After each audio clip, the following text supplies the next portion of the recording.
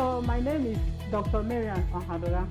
Welcome to Unit 3. In this unit, we are going to look at learning objectives, competencies, and learning outcomes. By the end of this unit, you will be able to identify the criteria for measuring well-stated learning objectives and outcomes, differentiate learning objectives from learning outcomes, describe the concept of Bloom's taxonomy within the instructional process.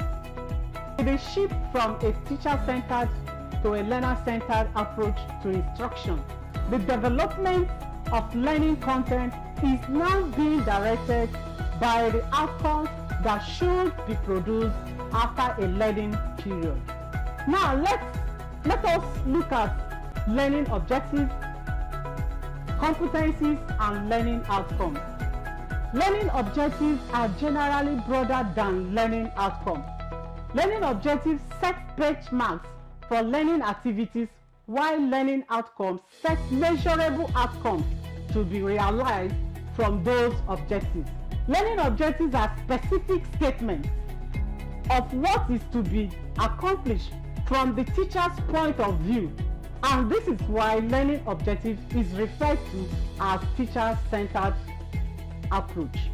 Learning objectives assist teachers in organizing content, selecting appropriate learning resources, and assessment, while learning outcomes are specific statements of what students should know, understand, and be able to do on completion of a learning process.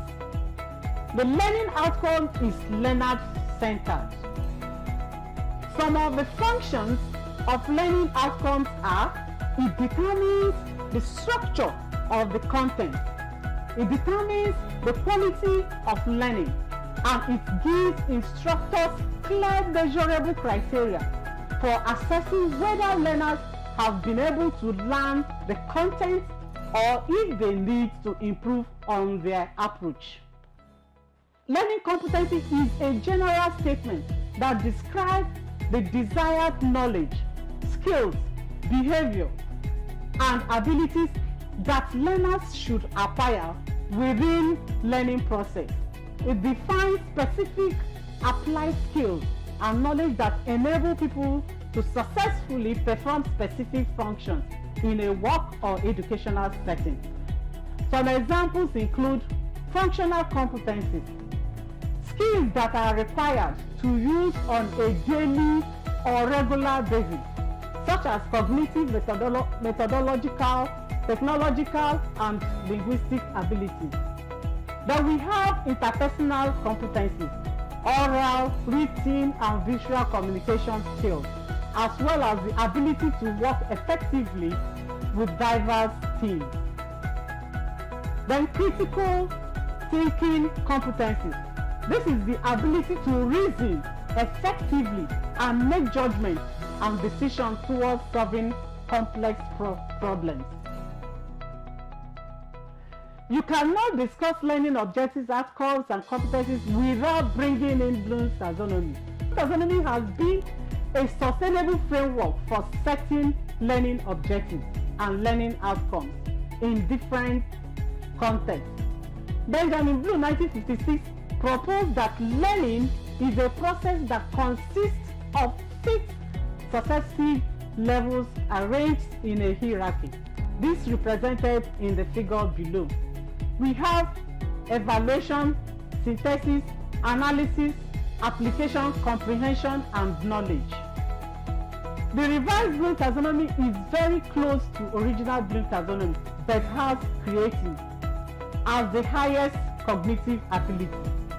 The revised Bloom taxonomy is represented by the figure below. Create, evaluate, analyze, apply, understand, and remember. We have measurable. Verbs that measure specific action should be used in setting learning outcomes.